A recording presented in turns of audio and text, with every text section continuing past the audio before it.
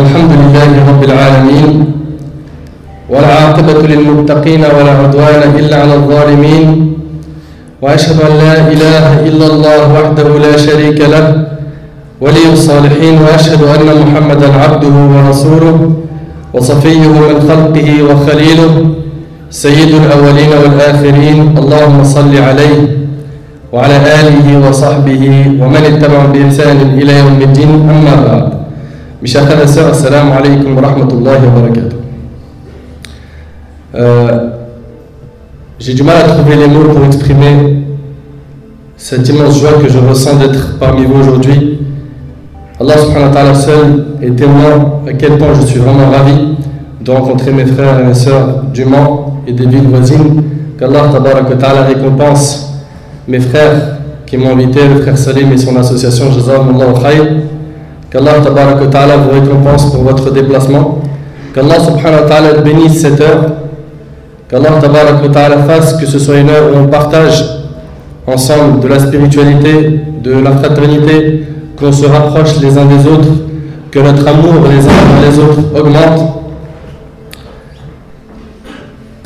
Haqiqatan, pour être vraiment franc avec vous, je ne peux pas m'empêcher de vous dire ces paroles avant de commencer. Vous savez, quand on est conférencier, imam, peu importe le titre, et qu'on se déplace pour rappeler Allah subhanahu wa ta'ala, et que les gens ils commencent à nous appeler cheikh, et à nous mettre sur un piédestal, à nous élever en degré, à nous prendre pour ce qu'on est loin d'être, à remplir les salles pour venir assister à nos conférences.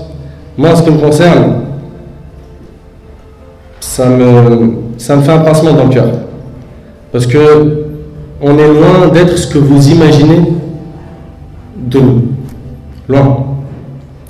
Et pour ce qui est de mon cas, je suis, comme le dit un de nos anciens, et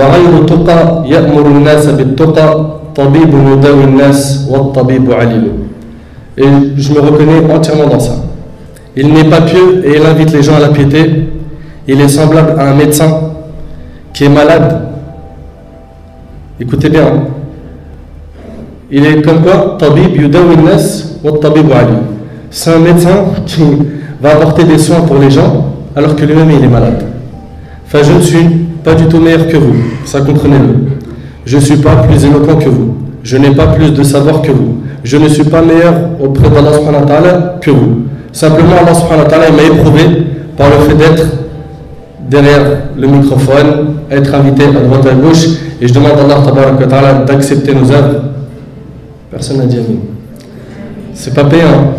Et je demande à Allah tabarak wa ta'ala de m'accorder la sincérité ainsi qu'à vous, et que ce que l'on fasse, ce soit khalisan li wajhi subhanahu wa ta'ala, que ce soit sincère pour Allah tabarak wa ta'ala, car sans ce ikhlas, cette sincérité, tout ça, ça va tomber, ça va couler, ça va s'effondrer.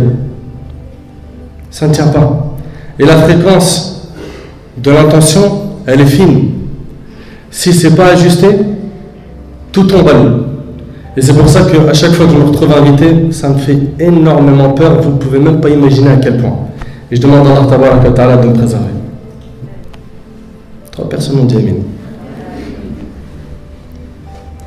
Parce que là, on voit les gens qui te veulent le bien ou pas. Taïb. Rentrons dans le vif du sujet. On m'a demandé de parler de la banalisation du péché. C'est un thème que j'avais déjà fait et que certains peut-être ont écouté, même appris par cœur. C'était l'un des premiers thèmes qu'on avait fait sur le site doulouse.net. Et ce thème, vous l'avez compris, c'est le fait de banaliser le péché. Hein? C'est ulfat al-dhanb, le fait d'arriver à un stade où faire le péché c'est quelque chose de naturel pour moi. Ça fait partie de mon quotidien.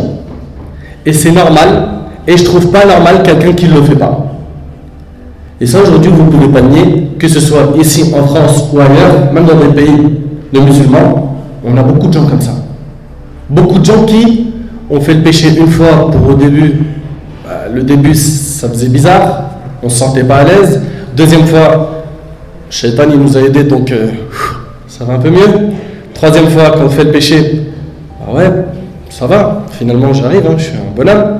4e fois, 5e, 6e, 7e, 8, 9, 10, 15, ça se compte plus. À la fin, celui qui ne le fait pas, je le vois comme étant quelqu'un de bizarre. Et on vit ça. Et ce qui nous sera demandé, Inch'Allah, tout au long de cette conférence, ce sera de faire une analyse, un bon constat, et après, bien sûr, pas simplement finir sur le constat, mais trouver des solutions. D'accord?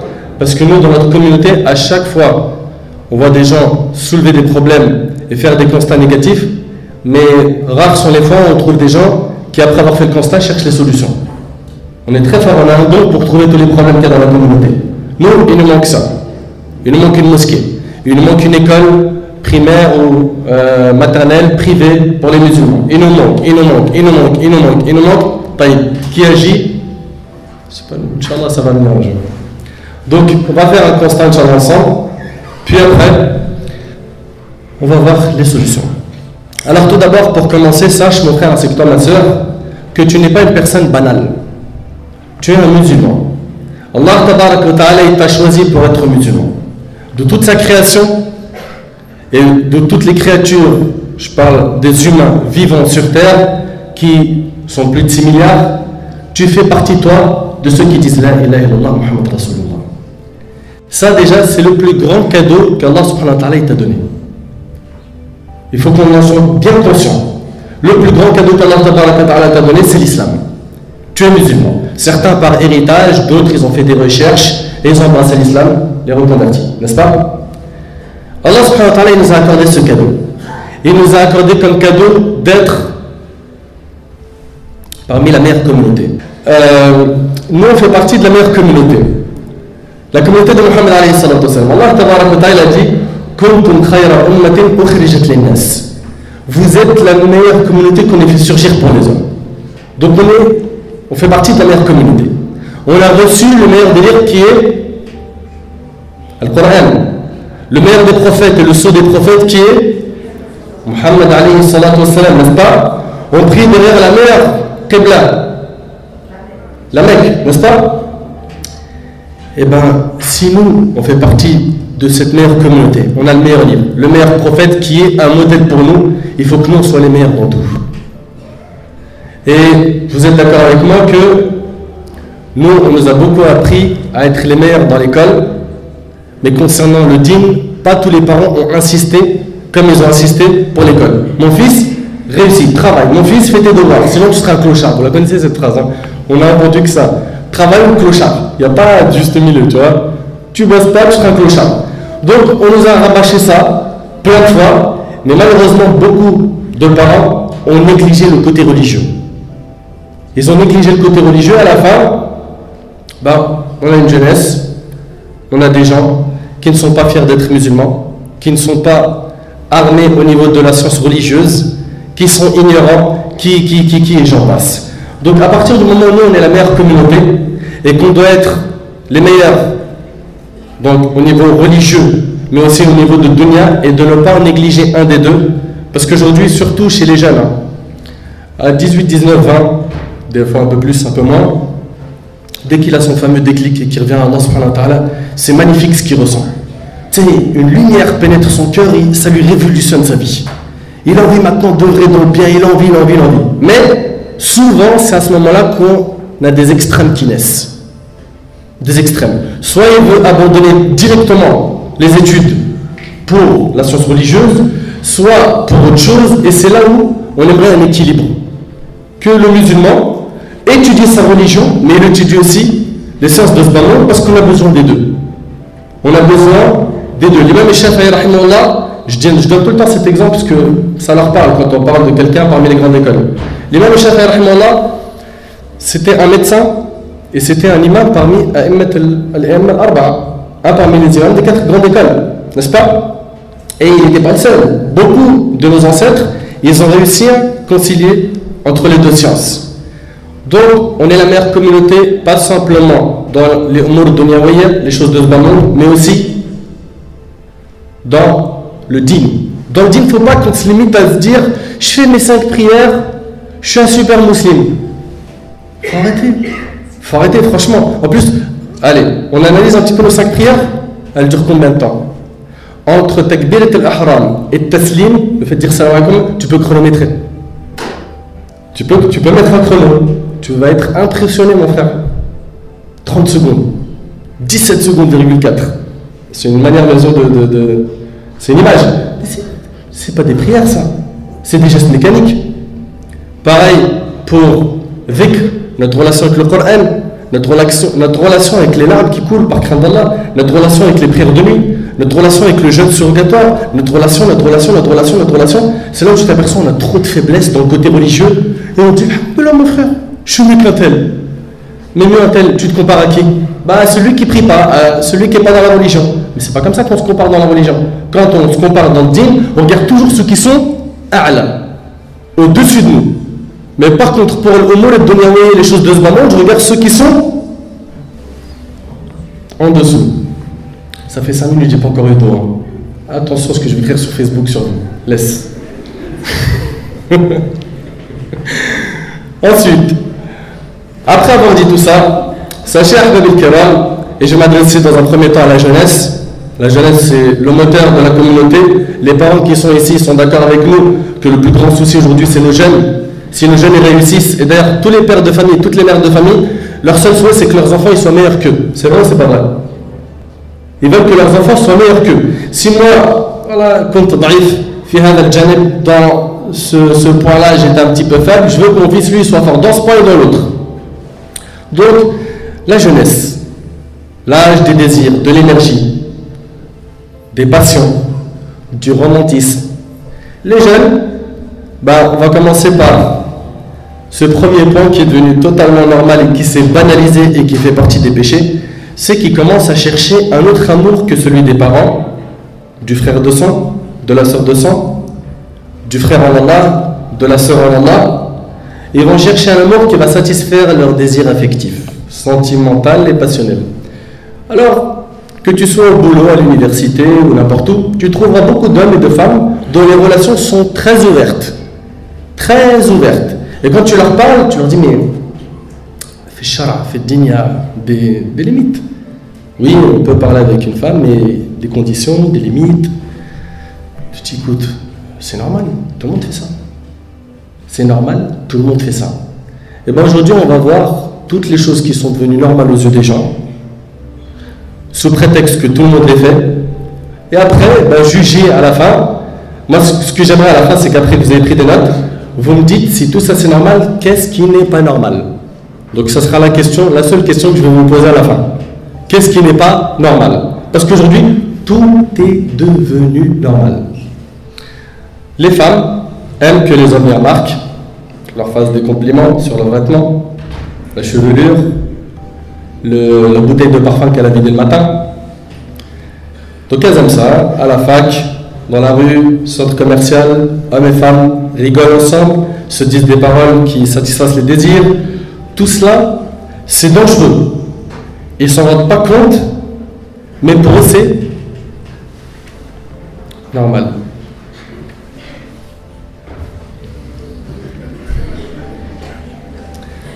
Et ces gens-là, ils ont oublié quoi? Qu'Allah tabarak wa ta'ala, il a dit Alam ya'lam bi anna Allah yara. Alors nous, ce qu'on va essayer de faire, Inch'Allah, c'est qu'à chaque fois qu'on va parler de ce mot normal, ce verset, il faut qu'il ressonne dans nos têtes.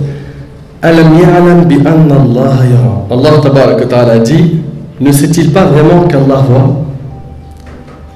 Ne sait-il pas vraiment qu'Allah voit? Toi, qui as commis par exemple tel ou tel péché,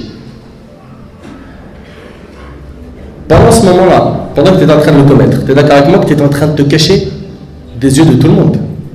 Tu ne voulais pas que tes voisins te voient, ta voisine te voit, les membres de ta famille, n'est-ce pas? Tous ces gens-là, il ne fallait pas qu'ils te voient. Et bien, rappelle-toi de ce verset. Alam ya'lam bi anna Allah yara. Où est passée cette muraqaba, cette peur du contrôle permanent d'Allah tabaraka wa ta'ala sur nous?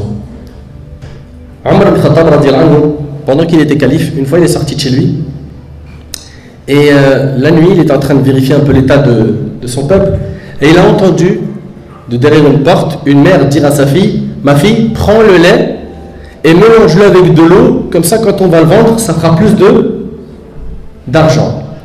Et donc, la fille lui a dit, maman, mais Amir al-Mu'minin, le prince des croyants Omar, il a interdit cela. Il nous a interdit. Elle lui a dit, il ne nous voit pas. Elle lui a dit, mais si Omar lui ne nous voit pas, le Seigneur de Omar lui nous voit. Ça, on a du mal avec ça. C'est vrai ou pas? C'est pour cela qu'on se lâche sur Facebook. Oui ou non? Il n'y a personne qui nous voit. On y va. Invité, ceci, cela, on voit une photo, test, ça peut être la perle rare, la bague au doigt et tout le mytho, la conservante. C'est vrai ou pas?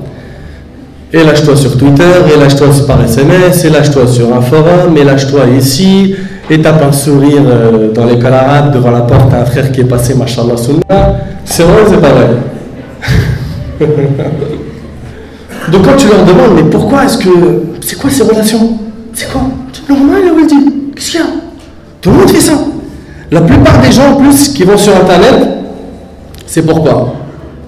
Pour chatter. Vous savez, on n'aime pas la solitude. On n'aime pas la solitude, on n'aime pas rester seul. Donc on aime avoir soit nos frères, soit nos sœurs, rester avec maman ou papa, ou des amis, ou au téléphone, mais la solitude, on n'aime pas. Alors que beaucoup de nos pieux prédécesseurs, ils aimaient trop la solitude pour pouvoir s'isoler et parler avec Allah subhanahu wa ta'ala. S'isoler. Abdullah ibn Mas'ud radiyallahu anhu, il dit, recherche ton cœur dans 3 moments. Le premier, c'est عند سماع القرآن. Quand tu écoutes le Coran, ton cœur il ressemble à quoi? Réceptif ou non? Le deuxième moment, c'est حلق الذكر, les cercles d'évocation comme ça. Est-ce que ton cœur il revit d'entendre quelqu'un te parler d'islam? C'est pas forcément Nader, et de toute façon Nader il n'a rien d'impressionnant, il ne fait que de répéter Al-Qur'an wa Sunnah. Et le troisième point, c'est quoi? Une bouteille. Masha'Allah. Ah, on fera après 15 minutes, vous m'avez fait sécher la gorge. C'est pas grave, je vous pardonne, ne vous inquiétez pas. Je vous taquinais depuis tout à l'heure, ne m'en voulez pas. Après, on va dire, ce frère-là, il faut plus l'inviter, tout ça pour de l'eau. Bien glacé, hein.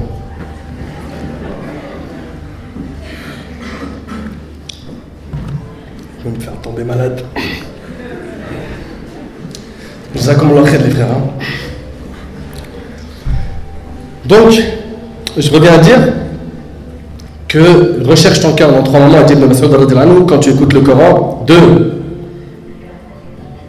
Il n'y a qu'une personne qui a retenu. Vous êtes où les frères? À la fin vous allez sortir de dire oh, c'était bien, machin. T'as rien retenu.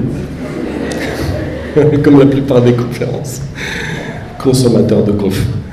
Et le 3e point, c'est quoi? Le 3e point, c'est fil khalawat. Quand tu es seul. Recherche ton cœur quand tu es seul. Quand tu es seul, donc la porte de ta chambre fermée, tu as un PC ou un téléphone ou un iPhone ou un iPad ou ce que tu veux devant toi, un écran ou autre, une télé, qu'est-ce que tu fais, qu'est-ce que tu regardes? Quand tu es seul, qu'est-ce que tu fais? Dans la rue, quand tu marches, tu n'es pas accompagné de quelqu'un, tu regardes quoi? Et quand est-ce que tu baisses le regard? Comment est-ce que tu te comportes quand tu es seul? Et bien sûr, il a dit 3 moments, analyse ton cœur. 1. Quand tu écoutes le Coran, est-ce que tu es heureux ou pas? 2. Quand tu es dans un cercle d'évocation où tu entends parler d'Allah et de son prophète. Et 3. Al-Khalwa, quand tu es seul. Il dit, Ibn Mas'ud, si tu ne trouves pas ton cœur dans ces 3 moments, demande à Allah qu'il t'accorde un cœur car tu n'en as pas. Et si tu n'as pas de cœur, tu es en danger. Parce qu'Allah subhanahu wa ta'ala, le jour du jugement, qu'est-ce qu'il regarde? Yawma la yanfa'u malun wala banun illa man ata Allah biqalbin salim. Le jour où ni les biens ni l'argent ne seront d'aucune utilité, sauf ceux qui se présentent à Allah avec un cœur saint. Un cœur saint. Notre objectif dans cette vie, c'est de purifier ce cœur. C'est le roi des membres. Notre travail, c'est de se concentrer sur lui. Attention, se concentrer sur le cœur, ça veut dire quoi? Parce que beaucoup de gens vont dire, moi je prie pas, mais mon cœur, viens voir. C'est vraiment pas. Comment ça vient voir déjà? 1, 2, qu'est-ce que t'en sais qu'il est bien? Il n'y a qu'Allah subhanahu wa ta'ala qui le sait. 3, s'il est bien, pourquoi tu pries pas? C'est pas logique. S'il est bien, il doit t'amener à faire des bonnes actions, n'est-ce pas? Et n'oubliez pas dans le hadith qui est rapporté par l'imam muslim sur le prophète a dit Allah ne regardera pas ni vos cœurs ni vos images, mais il regardera le jour du jugement quoi? vous n'avez pas mangé. Vos cœurs et vos actes. D'accord? Donc, il faut faire attention à son cœur et au moment de solitude. Donc, quand tu vois aujourd'hui ces gens-là qui vont sur le net et qui sont en train de surfer, tout ça, et que tu leur dis, mais qu'est-ce que vous faites? Je te dis, mais mon frère, c'est normal. Ce qu'on fait là, c'est normal. Donc ça, c'est normal. Parler avec des filles, c'est normal. Sortir avec des filles, c'est normal. On continue. Avant, les gens pouvaient perdre leur temps pendant des heures à chatter avec une personne inconnue du même sexe. Donc un homme qui parle avec un autre homme. Mais maintenant, non. Maintenant, ils préfèrent parler avec le sexe opposé et il leur arrive de négliger leur religion à cause de leur occupation avec ces personnes. Et quand tu leur parles, ils te disent, c'est normal. C'est normal, mon frère, le mariage, il a un début. Ah, je suis dans les débuts, laisse-moi me construire. Ça, c'est normal. Malheureusement, parmi ce qui est devenu normal, c'est que les parents encouragent ce type de relation. Bien sûr, je ne généralise pas, mais j'ai entendu pas mal d'histoires où la maman motive la fille à s'habiller, comme on dit, sur son 31. En plus, c'est dans pas longtemps, le 31. Faites gaffe. Donc, elle se met au top et la maman, elle est là, elle check, hein. Mais ma fille, non, attends, non. Hey, ça fait 2 ans, on est en train de le chercher. Non. Sois raisonnable. Bien sûr, je suis en train de toujours exagérer un petit peu pour, vous m'avez compris, montrer ces images.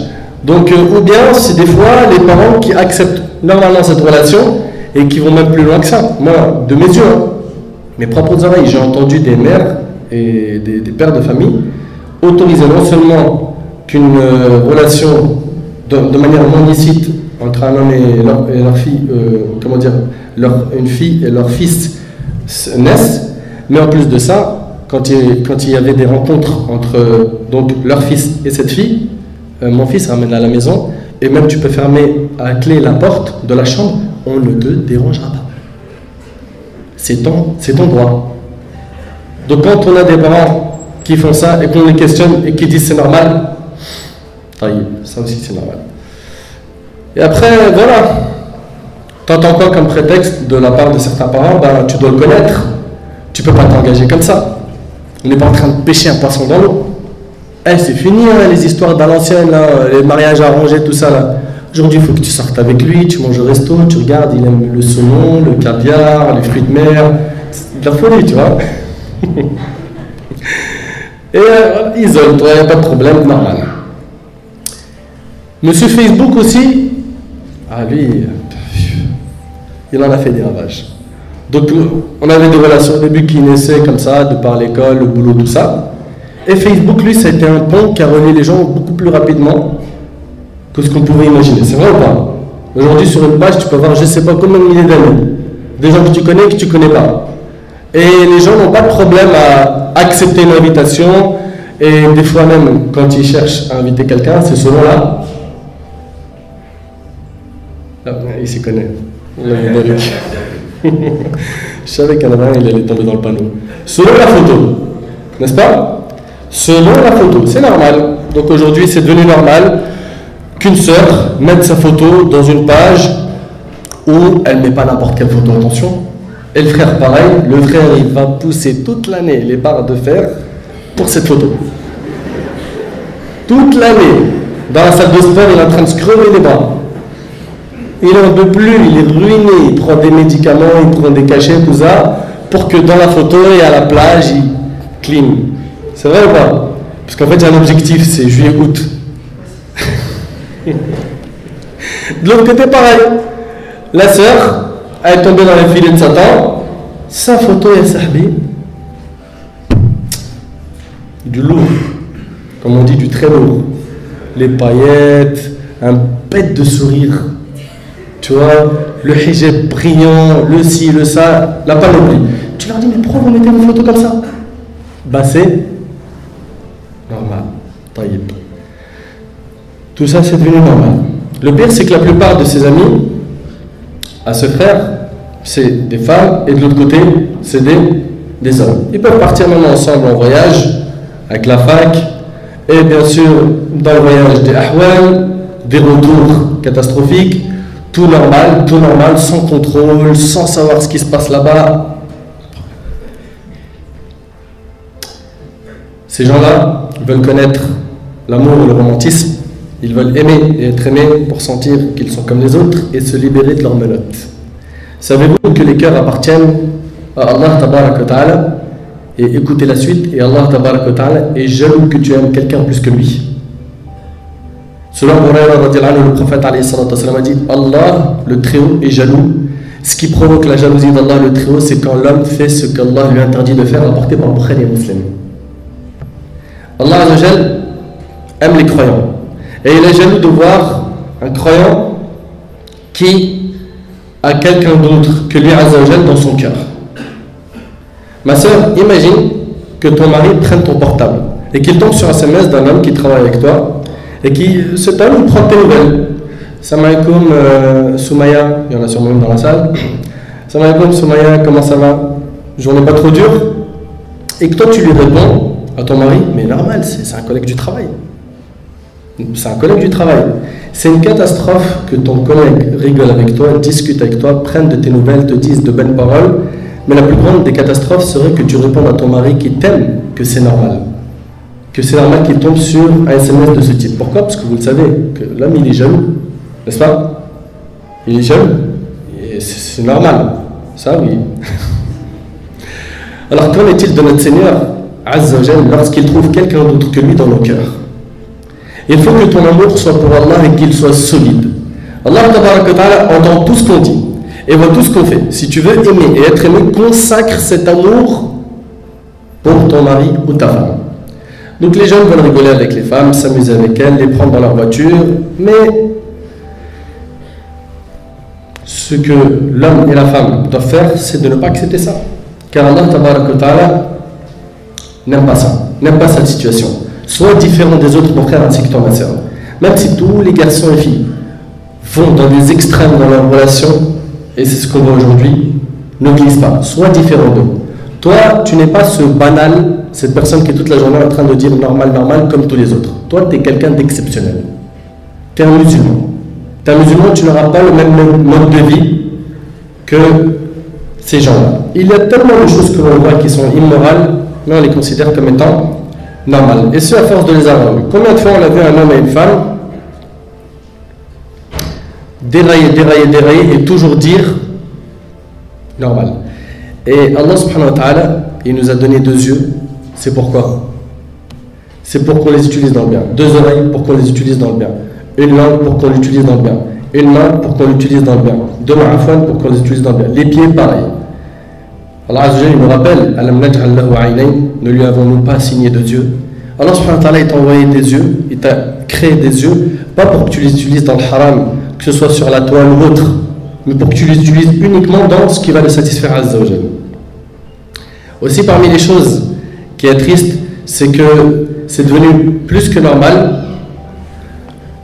que un homme et une femme fassent connaissance donc avec le père et tout dans les règles de l'art, et après ils sortent ensemble et ils mangent ensemble et ils prennent la voiture ensemble, etc. Ils ne sont pas encore mariés, ils sont dans la période dite fiançailles. Et ça, c'est normal. Donc toi, pour toi, mon frère, c'est normal que tu fasses. Après, ça ne marche pas, tu laisses tomber l'affaire. Ensuite, c'est un autre homme qui vient, et pareil, il sort avec elle, etc. Et après, un troisième. La réputation là, de la sœur, tu l'as préservée. Et mis à part ça, est-ce que tu aimerais qu'on traite ta sœur de la même manière? Donc, il faut faire attention à tous ces points. Aussi, parmi les choses qui sont devenues normales, c'est le fait que certains frères s'isolent avec des membres de la famille, une cousine, dans une seule pièce. Ou bien que la cousine, elle enlève son hijab devant son cousin, ou devant le mari de sa tante, etc. Et à chaque fois qu'on parle avec les gens, ils nous disent normal. Normal, normal, normal, normal, normal. On continue. Et c'est à partir de ça que les problèmes et les catastrophes apparaissent dans les familles. Que aussi la fille considère que c'est tout à fait normal qu'elle accueille son beau-frère en l'absence de son mari. Pourquoi? Parce que c'est le frère du mari. Donc ça c'est normal. Alors que Nabi alayhi salatu wa sallam, qu'est-ce qu'il a dit? Il a dit Al-Hamu al-Maout. Il a dit les proches de la famille donc de l'homme, en parlant des hommes, c'est considéré comme étant la mort. C'est-à-dire qu'ils n'ont pas à s'isoler avec ta femme. Et là, plein de frères vont dire, mais attends, frère, mais c'est un truc de fou quand même. C'est-à-dire, moi, mon propre frère, il ne peut pas rester avec ma femme, genre dans mon absence, il boit un café avec elle. Le prophète, alayhi salam, c'est pas mes paroles, il a dit non. Mais attends, mais c'est grave quand même. Ben écoutez cette histoire. Les histoires, ça parle beaucoup. Une fois, il y a une sœur qui était mariée. Son mari, il faisait beaucoup de voyages pour le travail. Beaucoup. Et à chaque fois, donc, que le beau-frère il tapait à la porte, ben, que le mari soit absent ou non, ben, rentre, je te fais un petit thé, il arrive dans pas longtemps. Ou il est là et je vais l'appeler. D'accord? Et ça arrive beaucoup, ça par coutume et tradition chez nous, c'est normal. Et un jour, bah, comme c'est devenu normal qu'à chaque fois il rentre à la maison, même si le mari n'est pas là, bah, ce qui s'est passé, c'est que le mari était en voyage, il a tapé à la porte, rentre, bah, ça y est, c'est devenu classique maintenant, rentre, un petit thé au café, tout de suite ça arrive. Après, il se faufile dans la chambre des filles de son frère, et il voit un écran télévision là, avec, vous savez, avec le combiné magnétoscope, là, 2 en 1, là, à l'ancienne. Vous avez plus ça, vous savez, c'est sur le mur. Donc il vient, il rentre dans la chambre, il allume la télé et immédiatement il tombe sur un film. Un film, vous avez compris, il y a du haram. D'accord? En voyant ça, il est choqué. Il est choqué que dans la chambre des filles de son frère, il visionne ça. Mais choqué, c'est pas choqué, il éteint. Il regarde. Elle rentre, donc la femme de qui? De son frère. Qu'est-ce qui se passe? Je lui dis, regarde tes enfants, regarde. Ça a été rapide, hein. Shaitan, tu connais, hein. Tac, tac, tac, tac, passement de jambes, hop, petit pont. Ils sont tombés, dans la fornication. Et après, cette sœur, elle a appelé un savant pour lui dire, Cheikh, je suis enceinte du frère de mon mari, qu'est-ce que je dois faire? Vous comprenez maintenant Al-Hamul Maut? Donc en fait, le problème, c'est qu'à chaque fois qu'on va enfreindre les règles de l'islam, on va se retrouver dans un problème. Et toutes nos solutions, elles sont dans le livre d'Allah subhanahu wa ta'ala et la sunna du prophète sallallahu alayhi wa sallam. Donc il faut faire très attention à ces relations. J'ai insisté dessus, pourquoi? Parce qu'aujourd'hui, ça s'est normalisé, banalisé, et le péché est devenu donc normal, et même on va jusqu'à s'en vanter de le faire. Combien de jeunes aujourd'hui se vantent de commettre la fornication? Combien? Dans vos écoles? Ils se comptent? Est-ce qu'ils se comptent? Non. Tous? Alors, raconte hier, raconte ton week-end, et c'est parti, ça y va. Bon, d'abord, t'as vu, on a commencé par faire un tour, après on a roulé un joint, après... C'est ce qu'on entend ou pas? Hein? On s'est défoncé. Et ils sont contents, Farhani, mon frère. Oh là là, le pape, il a vécu le luxe. Le luxe dans la désobéissance, oui. Et dans tout ça, Alam ya'lam bi anna Allah, ne sait-il pas qu'Allah voit? Tout ça, c'est facturé, mon ami, c'est facturé. Qu'est-ce qu'il dit Allah subhanahu wa ta'ala dans le hadith al-Qudusi d'Abi Dharr qui est rapporté par Muslim? Il dit que le jour du jugement, Faman wajada khayran falyahmadillah. Le jour du jugement, si tu trouves dans ton compte, tu auras un livre, n'est-ce pas? On est d'accord dessus ou pas? Que soit tu auras un livre de la main droite, soit un livre de la main gauche. Quand tu prendras ton livre de la main droite, tu vas l'ouvrir. Et ben tu vas voir que des bonnes nouvelles. De la main gauche, c'est des mauvaises nouvelles. Et ben Allah subhanahu wa ta'ala dit quand tu vas ouvrir ton livre, si tu trouves du bien, remercie Allah. Falyahmadillah. Wa man wajada ghayra dhalik fala yalumanna illa nafsah. Et celui qui trouve autre que du bien dans son registre, dans son livre, qu'il ne blâme que sa propre personne. Viens pas le jour du jugement faire le malin de dire je vais balancer un tel. Tu sais, c'est pas un tribunal où tu peux t'en sortir. Hein. Ça, c'est un tribunal où la décision, il n'y a pas de piston, d'avocat, il n'y a rien. Tais-toi devant Allah subhanahu wa ta'ala. Dans le hadith d'Adi ibn Hatim qui est rapporté par Bukhari Muslim, le prophète a dit il n'est pas un d'entre nous qui ne parlera pas à Allah subhanahu wa ta'ala sans qu'il n'y ait aucun intermédiaire entre lui et Allah. Il n'y aura pas d'intermédiaire entre toi et Allah subhanahu wa ta'ala. Donc ce jour-là, il faut toujours le garder en tête. Toujours. Et c'est pour ça que le prophète alayhi salatu wassalam, il a dit dans le hadith de Tirmidhi, il a dit Akthiru min dhikri hadim al-lazat. Multiplier le rappel de celle qui brise les désirs et les plaisirs, c'est la mort. Parce que chaque fois qu'on repense à la mort, c'est un frein. Ça nous freine. Quand on pense à la mort c'est la première étape qui te fait voyager vers l'autre monde. Et après, dans l'autre monde, ça y est, première station, c'est la tombe. Deuxième, c'est la résurrection du jugement. Troisième, c'est le muhasaba. Après, le pont, les balances. Il y en a beaucoup. On va les valider, toutes ces étapes. Mais pour les valider, il faut que sur Terre, tu arrêtes de te comporter en disant à chaque fois normal, normal, normal. Pour valider ces examens, c'est pas facile. Et il n'y a pas de session de rattrapage.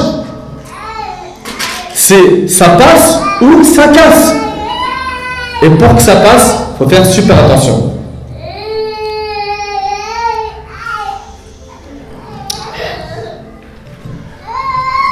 Donc on continue. N'oublie jamais que tu désobéis à Allah Tabarak wa Ta'ala en faisant cela avec ces relations illicites. Et le pire, c'est que les gens aujourd'hui autour de nous encouragent à faire ça. C'est vrai ou c'est pas vrai? Compte les gens qui ne sont pas sortis avec des filles, qui ne sont pas sortis avec des garçons. Qu'est-ce qu'on dit d'eux déjà? Déjà, leur nombre, est-ce qu'ils sont nombreux? Deux, qu'est-ce qu'on dit d'eux? On dit, ah oui, c'est pas que deux. T'entends quoi? Le bouffon, il n'a pas d'expérience, à la honte. C'est vrai ou pas? Ils se sont gênés, elles se sont gênées de dire qu'ils n'ont pas connu de haram. Et le normal, c'est quoi? Subhanallah, c'est pas incroyable. Et le Nabi alayhi salatu wasalam dit Kullu ummati mu'afa, toute ma communauté sera préservée le jour du mois. Il lui sera fait miséricorde, sauf ceux qui divulguent leurs péchés au grand jour. Eux, ils sont menacés de la part d'Allah. Ceux qui divulguent leurs péchés au grand jour. Et puis, est-ce qu'il est en train de divulguer son péché ou il le cache? Mais devant les gens, devant un imam ou pas un imam, ils s'en foutent. Parce que certains, des fois, ils ont honte, ils voient un frère et ils cachent. C'est vrai ou pas? Et ils ont trouvé une technique pour l'alcool, ils la mettent dans des bouteilles de coca. Il est afrite.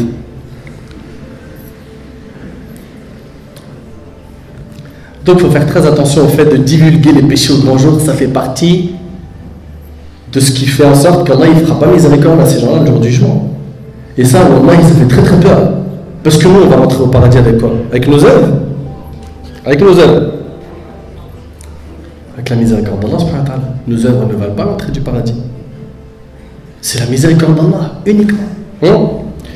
En numéro 1, c'est la miséricorde d'Allah. Donc, il ne faut pas que tu comptes sur tes moyens pour avoir le bonheur et l'amour, car c'est comme si tu disais à Allah que le bonheur qu'il cite dans le Coran, dans le verset où Allah subhanahu wa ta'ala dit « Ma yattaqillah, yaj'al lahu makhraja » quiconque craint Allah, il lui donnera une issue favorable. Et bien toi, c'est comme si tu étais en train de dire « Ya Allah, tu as créé l'amour, mais je suis capable de le trouver autre part. » Non. Tu veux l'amour, le bonheur, la joie, c'est dans le chemin de l'islam que tu le trouveras. Et dans le chemin, en dehors de l'islam, comptez avec moi toute personne qui a eu une relation illicite avec un homme ou une femme et qui se sont cachés pendant des années et ils se sont menti à eux-mêmes. T'inquiète, on va se marier. C'est un pieu, c'est une pieuse. C'est ni des pieux ni des pieux, c'est des pieds. C'est vrai ou c'est pas vrai? Hein? Et ils sont là, ils jouent les pieux, c'est des pieds. Donc, ils sont là en train de faire les cachotiers. Et comment ça se termine? Ça se termine souvent mal. Pourquoi? Parce que ça n'a pas été construit sur des bases solides. Et quand ça ne se construit pas sur des bases solides, ça part. Donc, on a parlé bien comme il faut de ce point-là qui est les relations. Maintenant, parlons d'un autre point qui est maintenant aujourd'hui qu'à la cote chez les gens et qui est normal et tu ne pourras pas le changer. Et c'est comme ça, point barre. Et si tu essaies de le changer, c'est comme si tu essaies de modifier un parmi les piliers de l'islam. J'aime bien exagérer un petit peu dans les trucs pour choquer. Et choquer pour le bon sens, bien sûr. Hein. Pas choquer pour vexer qui que ce soit. Wallah, et c'est pas mon but. Et je vous l'ai dit depuis le début de la conférence, je ne me prétends pas être plus pieux que vous, ni plus savant que vous. Et ce n'est pas des paroles en l'air. Ce n'est pas des paroles en l'air, c'est ce que j'ai dans mon cœur. Et qu'Allah subhanahu wa ta'ala, il nous accorde le succès. Ce point aujourd'hui qui aussi s'est banalisé et que c'est devenu des péchés à volonté comme chez Flunch et que les gens font normal, mais normal, c'est ce qui se passe la nuit du mariage. La cérémonie de mariage. On rentre un petit peu, on visite un peu nos cérémonies. On y va? Accrochez les ceintures, on est parti. Donc, on l'appelle Laylatul Umr. Laylatul Umr, n'est-ce pas? C'est la nuit de la vie. Il faut marquer le coup. Cette nuit-là, tout le monde est unanime. Un consensus ijma' que la femme doit être plus belle que belle. D'accord? Pas de souci. elle doit enlever son hijab, parce que comment elle va montrer sa beauté. La salle doit être mixte. Il faut à tout prix DJ Momo. Si DJ Momo n'est pas là, l'histoire elle est crevée. Il faut DJ Momo. Il faut qu'il s'appelle Momo. Laissez ces noms propres, Allah yabarak fikum. Appelle-le DJ Merguez, DJ Moutarde. Allez Momo, pourquoi vous touchez des noms propres comme ça? Hein? Taïb. DJ Momo il est là. Maintenant, DJ Momo fait les danser. Et Sahbi va voir la danse. Et va voir les tenues vestimentaires des hommes et des femmes. La ilaha illallah Muhammad Rasulullah. Déjà, ce qui m'étonne, moi, avant de rentrer dans la visite, c'est qu'on appelle nos mariages, quand on veut faire un mariage carré, selon le Coran et la Sunna, un mariage, je l'ai entendu, islamique. Mais est-ce que vous n'êtes pas d'accord avec moi que ça choque d'entendre le mot mariage islamique? Oui ou non, et pourquoi? Oui ou non? Est-ce que c'est choquant d'entendre mariage islamique? Ça vous choque ou pas, les frères? Oui ou non? Bon, je vais interroger comme à l'école. Toi, mon frère Lunette. Ouais. Ah, parce que vous ne voulez pas lever la main, mon frère, je vais vous hagar. Toi. Dis-moi, un mariage islamique, comme ça, formulé comme ça, est-ce que ça te choque, oui ou non? C'est choquant. Pourquoi? Non, mais parce qu'on considère en fait, tu sais, c'est mariage islamique, comme si le mariage devait être autre qu'islamique. Mais t'es de quelle religion? T'es musulman, n'est-ce pas? Tu sais, c'est comme si, mariage islamique, j'étais chrétien, tu sais, j'ai l'impression de ça, moi. Je fais un mariage islamique et je reviens. Mais non, c'est mariage tout court. Pourquoi le mot islamique? Hein? Et quand tu le dis, ça rend fou les parents. Celui-là, il n'aime pas le bonheur, celui-là. Il n'aime pas le farha. C'est ça qu'on entend ou pas? Celui-là, il n'aime pas qu'on s'éclate. Ah, Wildy, ma fille, je veux cette nuit-là.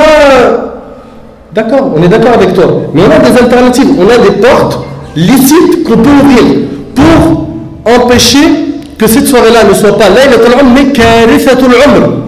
La catastrophe de la vie. Franchement, entre nous, une femme, tabarakallah, pudique. Jazallah khair, elle est là, elle se préserve toute l'année, d'accord, elle porte son hijab, etc. Et attention, je ne dis pas que celle qui ne le porte pas, c'est une femme qui n'est pas dans la religion ou qui n'est pas pieuse. Au contraire, elle peut être très très pieuse, mais elle a des petits freins, des petits blocages. Et on demande à Allah subhanahu wa ta'ala de faciliter à cette soeur qui ne l'a pas de le porter elle aussi. Dites amin. Là, vous l'avez dit. Donc, la sœur Miskina, elle est là, elle se préserve toute l'année, elle fait attention à son vestimentaire, elle est pudique, etc. Et ce soir-là, c'est normal à ses yeux, non seulement d'enlever ça, d'être devant plein d'hommes qui vont voir ses cheveux, donc elle aura des péchés, parce que sachant que le port du voile, c'est une obligation, pas que dans notre religion, mais dans toutes les religions, il suffit juste de lire, d'accord? Après, ça c'est pour celui qui est musulman, il accepte, celui qui n'est pas musulman, c'est que tu veux. Hein? Mais un musulman, il sait que ça, dans les 3 livres, Allah subhanahu wa ta'ala, il a parlé du voile. D'accord? Taïb. T'as porté le hijab, ma soeur, pourquoi ce soir-là tu acceptes cette désobéissance? Mais en plus de ça, si seulement c'était que les cheveux, mais regarde ta tenue vestimentaire, tu vas mettre ta non-limite ce soir-là. Pourquoi? Parce que ce qui est normal, c'est ça, mon frère. Parce que tout le monde le fait. Mais ma soeur, subhanallah, et Allah dans tout ça. Et imagine que tu meurs cette nuit-là. Est-ce qu'il est possible, oui ou non, que tu meurs cette nuit? Répondez. Non, c'est pas possible. Dans leur fort intérieur, ils le pensent. Après, on fera le repentir, Inch'Allah. T'inquiète, je ferai tauba, j'irai à la Mecque, et tu sais, hein? Flûte, piano et tout le bazar. Et on est parti. Subhanallah, tu n'as pas de garantie. Tu n'as pas de garantie. Accident de voiture pendant que tu vas dans la salle, ceci, cela, ou en sortant, ou truc. Tu ne sais pas. L'ange de la mort, il peut passer à n'importe quel moment. Est-ce qu'on est prêt à rencontrer Allah? Et en plus de ça, subhanallah, imagine, tu es ressuscité le jour du monde, le serviteur ou la servante d'Allah subhanahu wa ta'ala, Allah subhanahu wa ta'ala dit, mais pourquoi c'est tout? Pourquoi tu as fait ça? Pourquoi? Et surtout, que si tu meurs cette nuit, comment est-ce que tu es ressuscité? De la même situation. Nabi alayhi salatu wa sallam, il a dit, Innama al-a'mal bil khawatim, les actes ne valent que par leur fin. Le plus important dans ta vie, c'est la fin.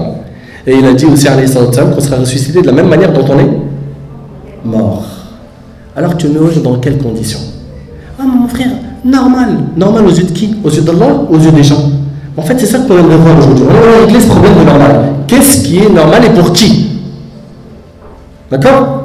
Est-ce que ça l'est aussi pour Allah subhanahu wa ta'ala? Si ça l'est, ya Rabbi lakal hamd, tawakkal ala Allah, même si les gens y parlent, c'est pas grave. Mais si c'est pas normal aux yeux d'Allah subhanahu wa ta'ala et que tu le fais, en plus, tu n'as pas honte de dire que tu le fais, tu culpabilises même pas, tu reconnais même pas. Regarde, quelqu'un qui fait le péché et qui le reconnaît, c'est déjà une étape.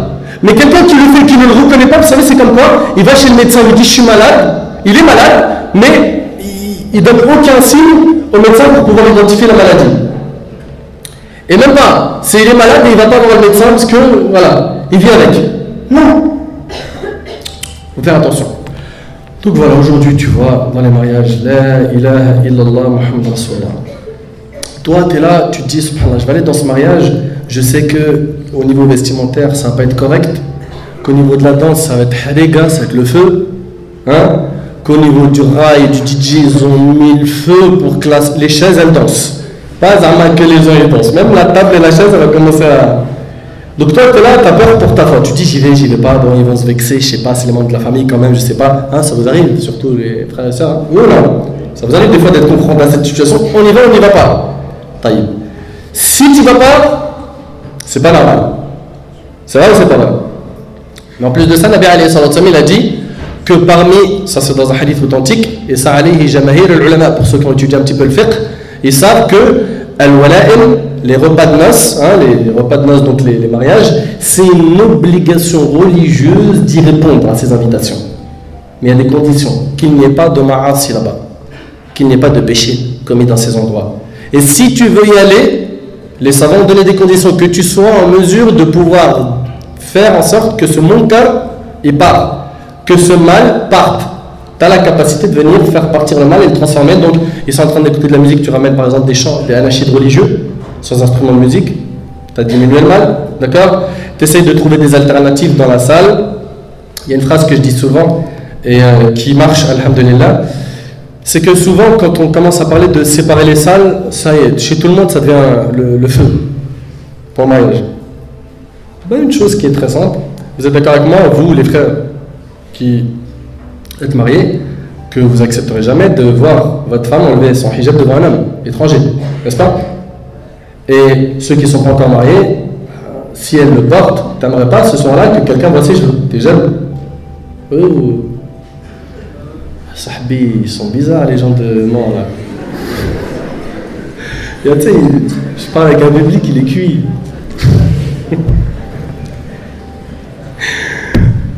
Qu'est-ce qui vous arrive? Il y a quoi? Oui, je sais pas, ils attendent quoi les frères? Moi, je disais donc que tu n'acceptes pas ça, tu es d'accord avec moi? Si tu ne l'acceptes pas, tout simplement on parle avec le père de famille, avec sagesse, hikmah, dis-lui voilà, moi, sachant que je n'accepte pas, et que je veux que ma femme, ce jour-là, elle fasse une belle coupe, les cheveux, ceci, cela, et qu'en même temps, si elle fait ça, bah, elle ne peut pas les montrer aux hommes parce que je n'accepterai pas, bah khalas, peut-être le père il va dire, bah, laisse-la avec son voile, et on est mélangé, on danse avec DJ, Momo et tout. Dis-lui non, moi je veux qu'elle s'éclate et qu'elle fasse une belle coupe et tout. Pourquoi elle est touchée cette soirée-là et utilise cette carte pour qu'à la fin, tu essaies de le convaincre qu'il y ait deux salles. Pourquoi? Pour sa chevelure, sa coupe, etc. Ça marche pour beaucoup de familles. Bon, là, je l'ai dit devant les parents, ils vont se dire, ah, la frite, il nous a donné le tuyau. On contrera cette attaque. Non, faites un effort pour Allah subhanahu wa ta'ala. D'accord? Donc, qu'est-ce qu'on entend ce soir-là? On entend que des gens ils vont dans un mariage, ils restent des heures devant le miroir pour arranger du côté des hommes la cravate, le costume. Ici, tout est tracé au millimètre. Ils prennent la règle. Tu vois, ici 1 millimètre, c'est bon, ça continue, c'est bon, place. Le parfum à fond, costume, chemise, chaussures, clac, clac, clac, cheveux, s'il en a. Et après, c'est parti. Il y en a, ils rigolent là. Donc, et de l'autre côté, t'entends quoi? T'entends le type, il te dit, moi j'aimerais trop que cette soirée-là soit une super soirée. Qui est plein de femmes. Je kifferais qu'il y ait de la musique, de l'ambiance. Tu vois, je pourrais bien regarder tout ce qui se passe dans la soirée, tout ce qui me plaît. Tu vois? Ils ont tellement été habitués au péché que ça, c'est devenu pour eux normal. Même les femmes, elles espèrent qu'en allant à ce mariage, il y aura beaucoup d'hommes, peut-être qu'un d'entre eux va les remarquer. Alors elle y va, Elle qui a toujours eu la pudeur et elle fait attention quand elle parle avec un homme, elle le vous voit, elle baisse le regard, tout ça. Ah, ce soir-là, t'inquiète. Ce soir-là, elle y va. Elle y va, elle se dit peut-être, on ne sait pas. On jette l'hameçon et on voit. Donc ça ne doit pas être normal tout ça. Tout ça, ça ne doit pas être normal. Pendant le mariage, on doit sortir du lot. Allah Tabarak wa Ta'ala n'aimerait pas que l'on rende malheureux un de nos frères pour être heureux. N'est-ce pas? Allah subhanahu wa ta'ala, il n'aimerait pas qu'on rende malheureux un de nos frères pour que l'on soit nous-mêmes heureux. Le prophète a dit aucun d'entre vous ne sera un véritable croyant que lorsqu'il désirera pour son frère ce qu'il aime pour lui-même. N'est-ce pas? Ô vous les humains, ne soyez jamais heureux en laissant votre frère malheureux. S'il nous a été ordonné de ne pas être heureux alors que notre frère est malheureux, alors qu'en est-il de celui qui veut être heureux et qui en même temps rend son Seigneur mécontent de lui, en colère de lui? Qu'en est-il de lui? Malheureusement, c'est quoi? C'est devenu très normal. Donc, dans les mariages, on voit tout ce que l'on voit.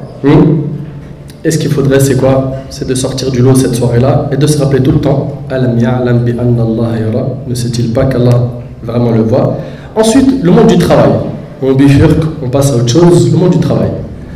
On a posé une question aux gens. La question posée était si quelqu'un fait telle chose dans telle circonstance, est-ce que c'est normal? Les gens ont répondu non, c'est pas normal. Ensuite, on leur a demandé et si cette même chose était faite dans d'autres circonstances, est-ce que c'est normal? Les gens ont répondu oui, à ce moment-là, c'est normal.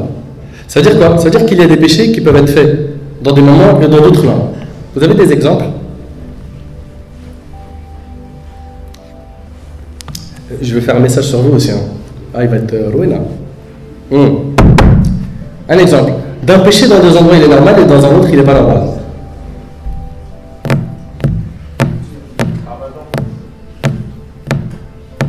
Ramadan, ouais.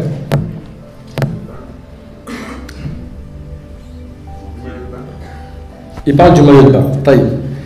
Supposons que, ou plutôt essayons d'imaginer qu'une personne s'habille d'une manière très provocatrice, et je parle ici d'une femme, dans un centre commercial. Déjà, vous êtes d'accord avec moi que ça interpelle tout le monde, ça choque. Et même cette fille-là, pour redonner le bon exemple, c'est cette fille qui aujourd'hui a une certaine pudeur et qui, dès qu'elle arrive au bled, devant le bhar, la mer, avec le petit soleil qui l'accompagne, elle commence à... Ça y est, c'est une transformation. Schizo. C'est plus la même.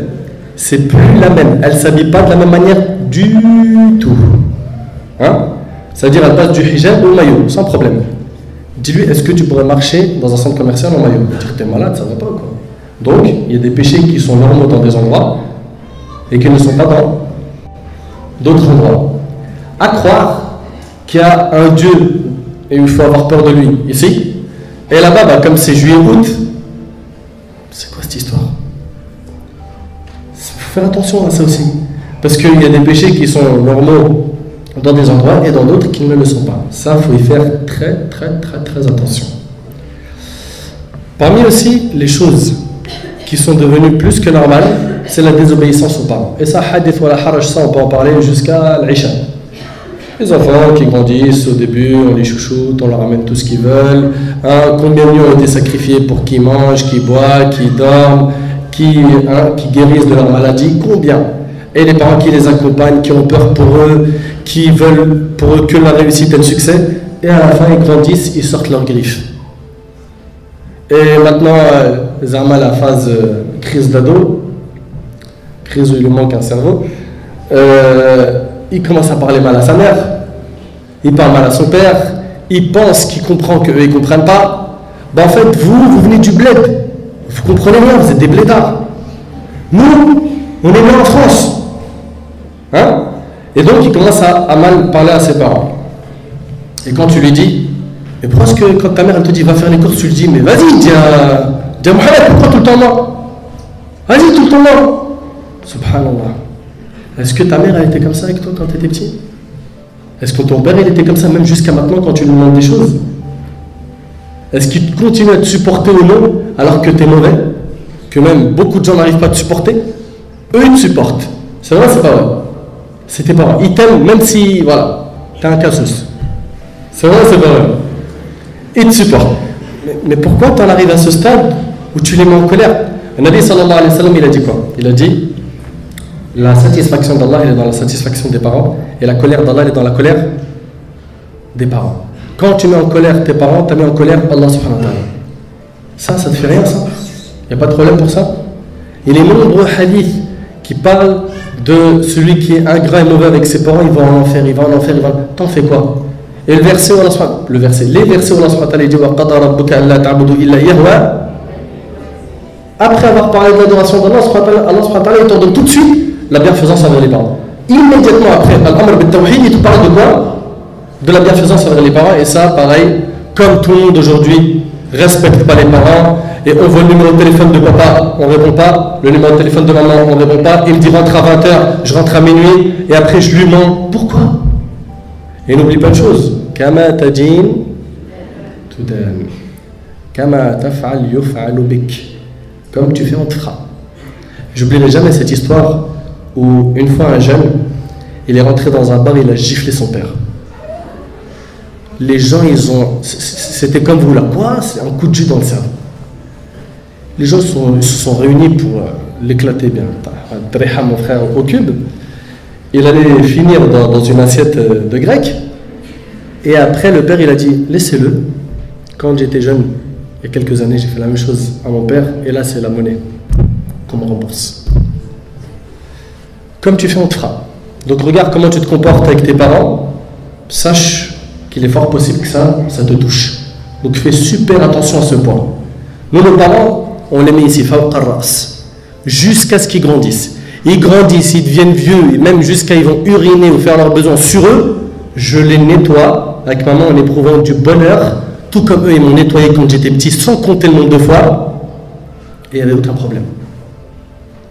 Donc faites très attention à la désobéissance envers les parents. Ensuite, le vol. Le vol aussi, est-ce que c'est normal de voler? La théorie, elle est toujours bonne. C'est con. Hein? Est-ce que c'est normal de voler? Non. Mais si tu regardes comment tu es au travail, pose-toi des questions. À l'heure à laquelle tu rentres et à l'heure à laquelle tu sors. Fais un examen de conscience. Est-ce que tu voles dans la caisse en ne pas respectant ses horaires ou non? Parce que tu es rémunéré de telle heure à telle heure, n'est-ce pas? Donc celle-là, peut-être vous ne le voyez pas comme ça, vous le vol. C'était un sac que j'arrache à une vieille. Non, c'est fini ça. Enfin, c'est fini. Vous avez ça au moins?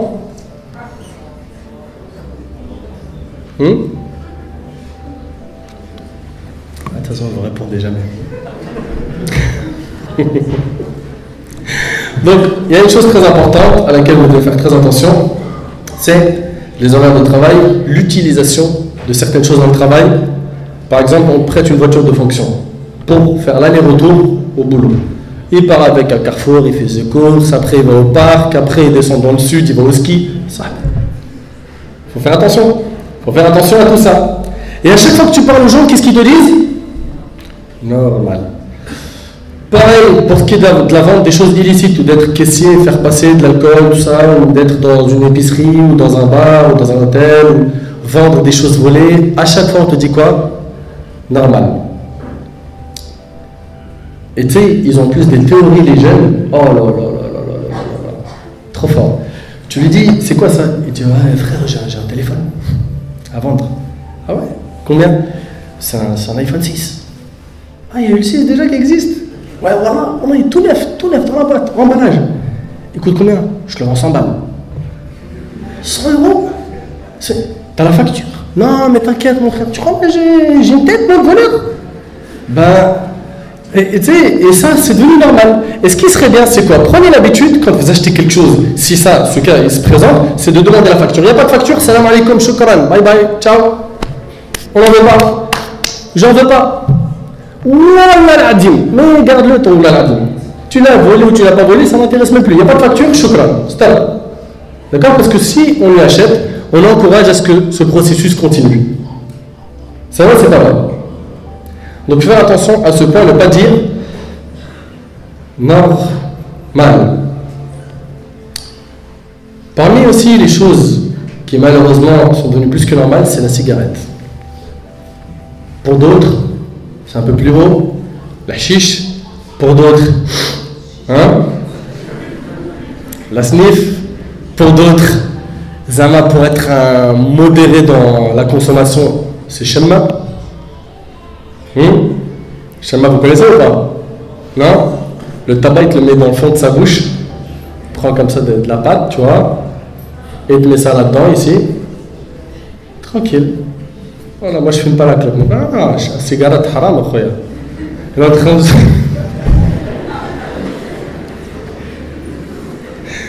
Et normal, pareil, normal. Normal parce que tout le monde le fait. Tout le monde. Alors tu peux écrire sur le paquet, fumer, c'est le cancer, c'est la mort, fumer tue. Et dit de toute façon, à chaque fois que tu fumes, je ne meurs pas tout de suite. Donc, hein? C'est du blabla tout ça, c'est pas vrai. Alors c'est normal aujourd'hui que le père fume, l'oncle fume, le fils fume, ils sortent ensemble pour aller dans un café fumer tout, hein, même la chicha. Et la chicha, qu'est-ce qu'on nous dit? Ah non, la chicha, tu peux pas dire que c'est haram. Déjà, c'est pas la cigarette. D'accord? En plus de ça, il n'y a pas écrit dessus, c'est pareil, hein. Fumer-tu? Mais c'est des, machallah, des ulama, les gens qui parlent, hein, des savants. Après, ils te rajoutent une autre couche, ils disent en plus, ça fait délirer. C'est un délire. Et on a même des filles aujourd'hui, des filles, hein, des musulmanes, hijab ou pas, hein, peu importe, elles y vont, une petite soirée, chicha, tout ça, on rigole. Et tu leur dis, mais arrêtez, c'est pas bon. Quoi? C'est devenu normal aux yeux des gens. C'est devenu normal. D'ailleurs même, quand tu restes dans un groupe où ils fument tous et toi tu fumes pas, tu es très mal vu. Tu es tellement mal vu qu'il y en a toujours un dans l'assemblée qui va te dire, écoute, vas-y, tiens, tire une latte. Essaye, tire une latte. Vas-y, teste. Voilà, c'est un délire de fou. Et à la fin, on en arrive à culpabiliser de ne pas faire le péché parce qu'on a cette pression du groupe. Incroyable, Wallah, incroyable. Normal. Alors que le jour du jugement, comment ça va se passer? Il n'y aura plus de parenté entre ce jour-là. Il n'y a plus de lien de famille le jour du jugement, ça y est, c'est chacun pour soi. Ça c'est un verset. Et ils ne poseront pas de questions. Et Allah tabaraka wa ta'ala dit, n'est-ce pas? Le jour où l'homme s'enfuira de son frère, de sa mère, de son père, de sa compagne et de ses enfants. Ce jour-là, il n'y a pas de je suis ta mère, donne-moi une bonne action. Il n'y a pas. C'est chacun nafsi.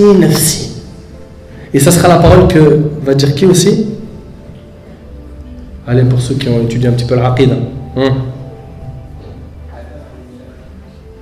Ça sera la parole de qui aussi?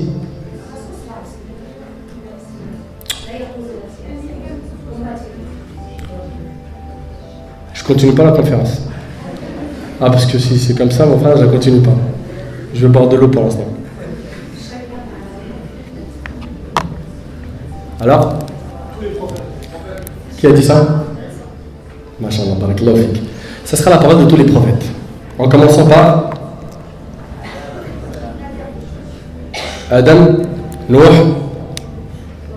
Ibrahim, Moussa, Isa et Mohammed alayhi salam qui lui dira, il ira se prosterner sous le trône. Le hadith il est connu, d'accord?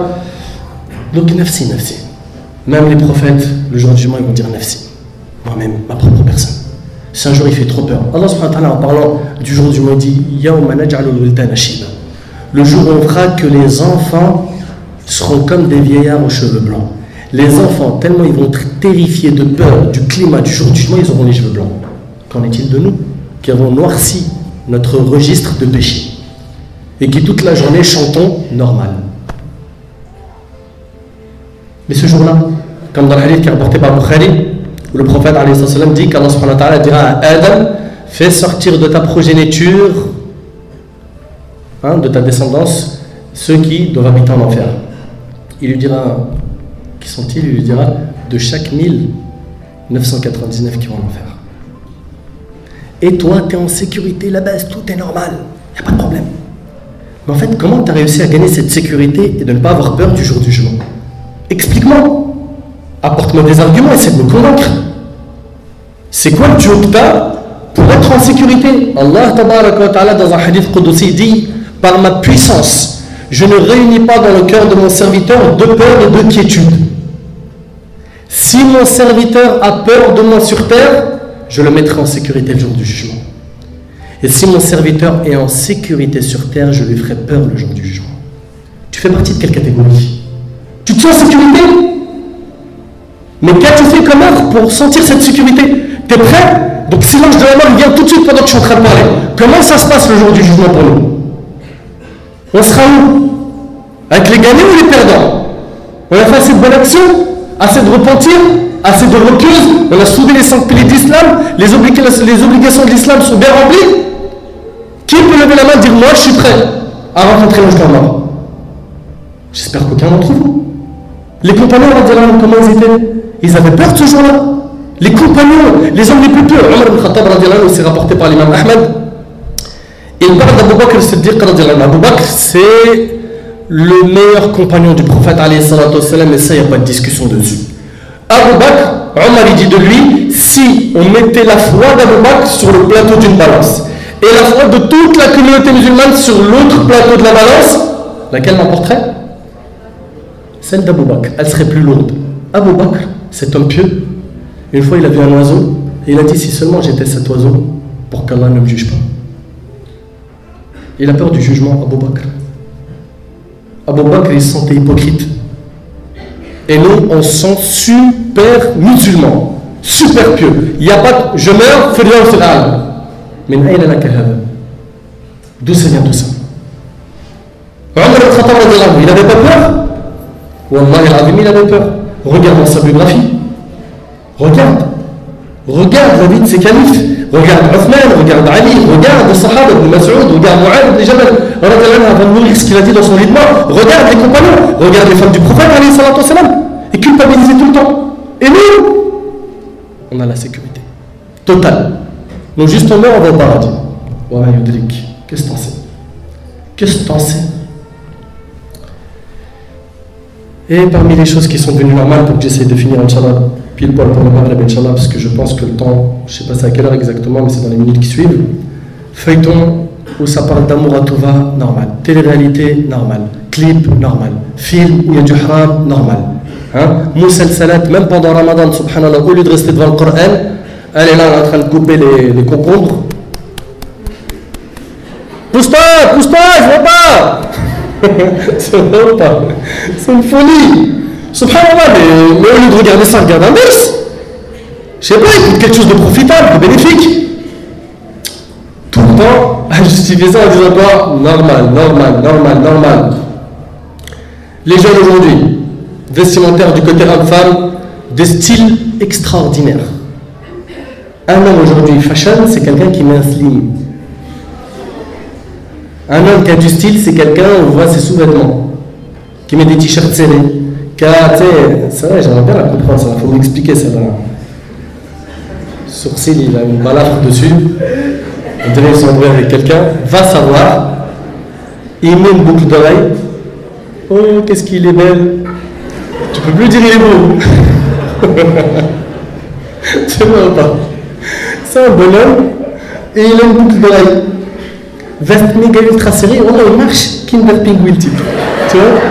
C'est vrai ou pas? C'est un pingouin, c'est pas un humain. Tellement tout est moulax. De l'autre côté, du côté des femmes, pareil. Des modes agib. Il y a même, je vais tout de suite en parler, hein, ça, je ne vais pas le cacher ça.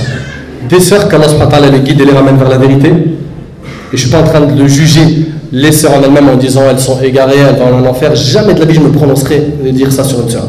Mais par contre, ce qu'elles font, c'est hyper grave et j'espère que ce message va les atteindre. Elles font des vidéos sur YouTube pour apprendre à porter le hijab. Mon frère, t'envoies une de ces vidéos, accroche-toi à la chaise. Tu risques de décoller, mon frère. Tu rigoles. Une fois, on m'a envoyé une vidéo, on m'a dit oh, regarde, qu'est-ce que t'en penses de ça? Sur mes emails, je reçois des centaines de trucs bizarres tordus comme ça.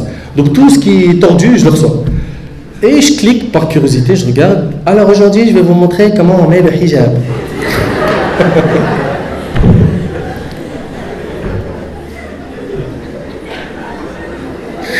Elle a préparé 5 hijabs sur le lit tu vois, 5, 100 000, tu vois, mais comment ça s'appelle là, les épingles, des trucs, des brochettes, tout ça, machin. Elle met le premier comme ça, le deuxième. La vidéo elle dure 45 minutes. Et des vidéos qui font des centaines de milliers de vues. Et je me pose la question sur le cerveau de ceux qui regardent. Tu vois? Et là, et la prochaine vidéo, maintenant, je vais vous montrer mon maquillage. Une boîte de peinture, enduit, la première couche, ponçage et tout. Elle met tous les outils, elle est partie.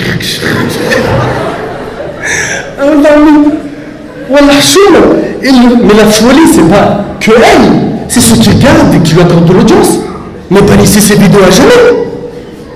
Vous voulez vous habiller comme une musulmane, c'est pas elle qui va vous dicter ça. Elle-même, elle a besoin qu'on enseigne ce que l'islam dit. Elle met un hijab qui a besoin d'un hijab. Ça s'appelle un hijab taïwanais, ce qu'elle a mis. C'est pas un hijab shari, taïwanais. On m'a dit Taïwan. Donc, ça c'est une chose. Après, t'as l'homme qui te fait ça, des gourmettes. L'homme il a des gourmettes. Et il a une chaîne. Et je l'ai dit, hein, les chaînes, les frères, je vais direct avec vous. Pas de pincettes, pas de gants, rien du tout, j'ai pas le temps. Ouais, donc, alors pour les chaînes, c'est très simple. Il n'y a que deux catégories de personnes qui en mettent. Les femmes.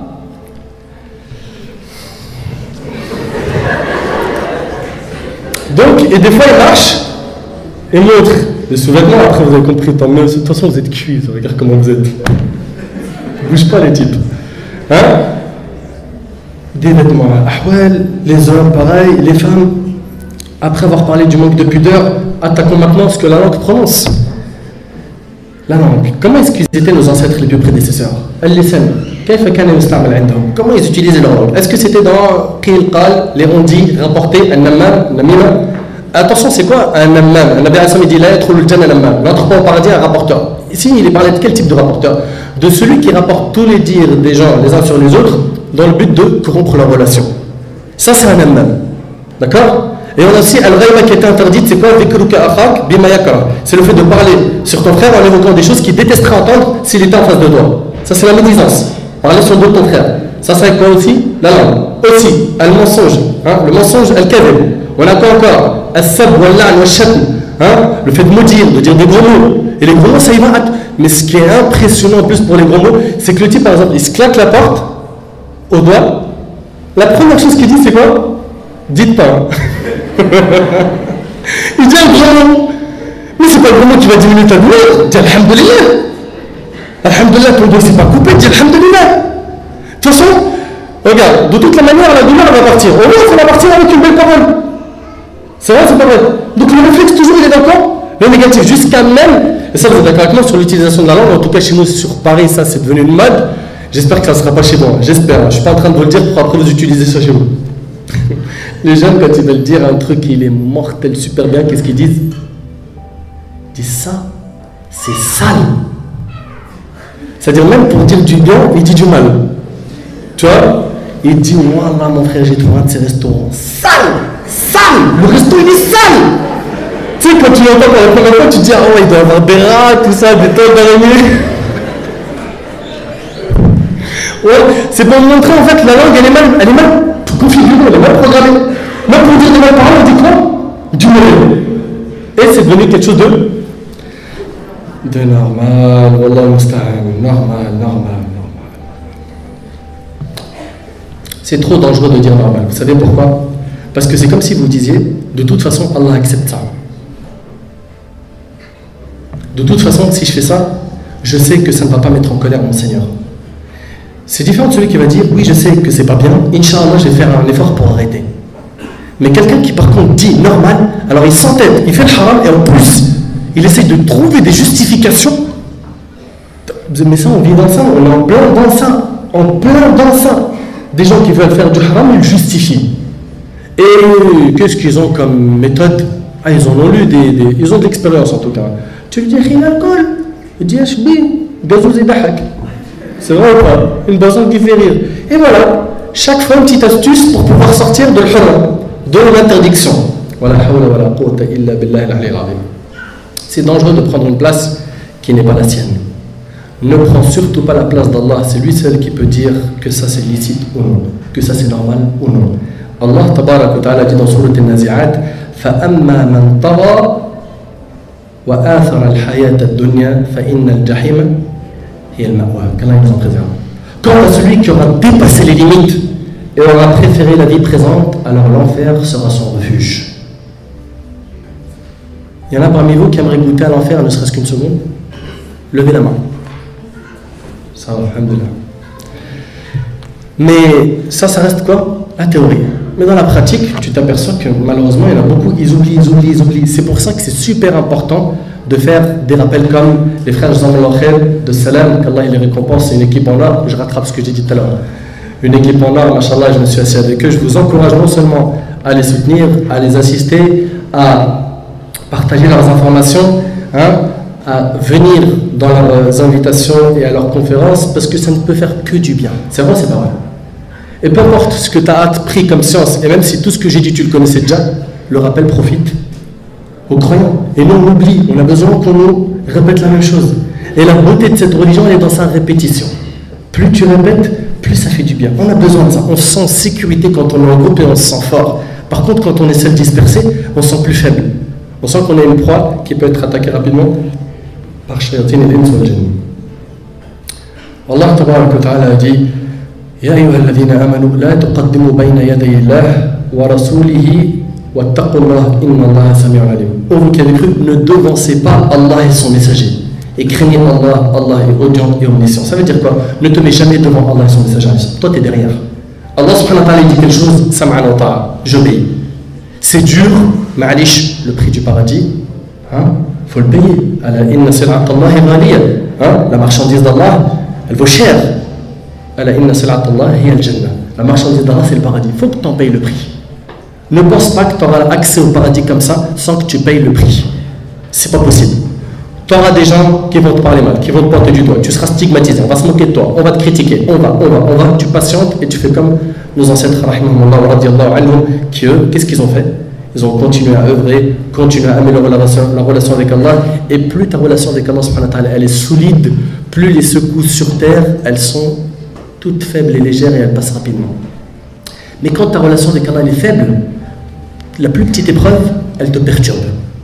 La plus petite, dans ta santé, dans ta famille, dans tes études, dans une relation de couple, dans une relation où un frère est venu demander en mariage une sœur ou autre. Alors donc personne n'a le droit de donner un ordre à part Allah subhanahu wa ta'ala. D'accord? Allah subhanahu wa ta'ala il a décidé pour nous khalas. Et il faut faire toujours attention à ces péchés car plus ils se multiplient, plus le guerrier devient quoi? Il devient noir. Et écoutez avec moi ce hadith pour terminer. Le prophète alayhi salatu wassalam a dit à ses débuts, l'islam était étranger. Bada l'islam ghariban. À ses débuts, l'islam était étranger et il redeviendra étranger comme il a commencé. Et après, le prophète dit Fatouba lil ghuraba. Il dit, Toba, c'est un endroit bien précis, bien particulier qui est destiné à une catégorie de personnes au paradis. Donc une place particulière sera réservée au paradis. À qui? Toba al-Ghuraba, aux étrangers. Et on a dit au prophète, qui sont ces étrangers au messager d'Allah? Il a dit, ceux qui s'attacheront à la vertu, au dîn, à la religion, lorsque les gens seront corrompus. C'est-à-dire que tous les gens ils sont en train de partir à gauche vers une vague qui est mauvaise, va contre courant, et toi va vers le chemin de la droiture, de la guidée, de la piété. Tous les gens ils veulent sortir dans le haram avec des femmes, ils veulent consommer de l'alcool, ils veulent fumer, ils veulent vendre, c'est ça, dans le travail, dans la relation familiale, dans le couple, avec les enfants, avec la femme, avec les parents. Ils veulent faire ça, toi prends l'autre chemin, le chemin du dîner.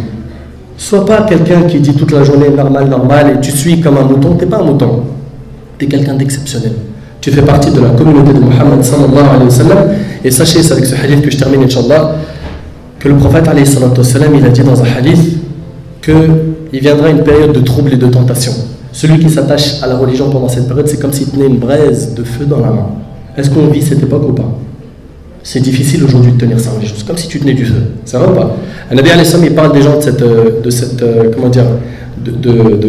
cette catégorie de personnes. Il dit, ces gens-là qui viendront et qui ne m'ont pas vu et qui ont cru en moi, ces gens-là, ils auront la récompense de 50 hommes. On a dit au prophète alayhi salam 50 hommes parmi nous, les compagnons, ou parmi eux. Il a dit 50 hommes parmi vous. Celui qui s'accroche à la religion, dans cette époque, il a la récompense de 50 compagnons. les compagnons qui ont tout sacrifié pour Nabi alayhi salam. Et on entend, c'est eux nos héros, c'est eux nos modèles, c'est eux qu'on doit suivre, c'est eux qu'on doit présenter à nos enfants. On doit leur parler de Khabbab ibn al-Arat, de Hamza, de Bilal, d'Abu Bakr, de Uthman ibn Affan, de Mu'adh ibn Jabal, de Talha ibn Ubaydillah, d'Abu Ubayd ibn Jarrah. C'est ces noms-là qu'on doit exposer. Nos sœurs, elles doivent entendre parler de Hafsa, Maryam, Asiya, elles doivent entendre parler de Khadija, de Soumaïa, elles doivent entendre parler de Asma bint Abi Bakr, de Fatima bint Rasulillah, de Zaynab. C'est ces noms qui doivent être exposés à nos enfants pour que les modèles changent. Au lieu aujourd'hui que les modèles soient des rappeurs, et des footballeurs, et des chanteurs, et des acteurs, et des comiques, non, ça doit changer. Pourquoi? Parce que nous, on n'est pas une communauté qui est dans le club des moutons et qui dit tout le temps normal, normal. Non, nous, on est une communauté exceptionnelle et extraordinaire. Et je demande à Allah tabaraka wa ta'ala d'améliorer notre relation avec Allah Azza wa Jal. أسأل الله تبارك وتعالى أن ينفعني بما قلت وأن ينفعكم بما سمعتم. هذا ما أعلم والله تبارك وتعالى أعلم وأعلم. سبحانك اللهم وبحمدك أشهد أن لا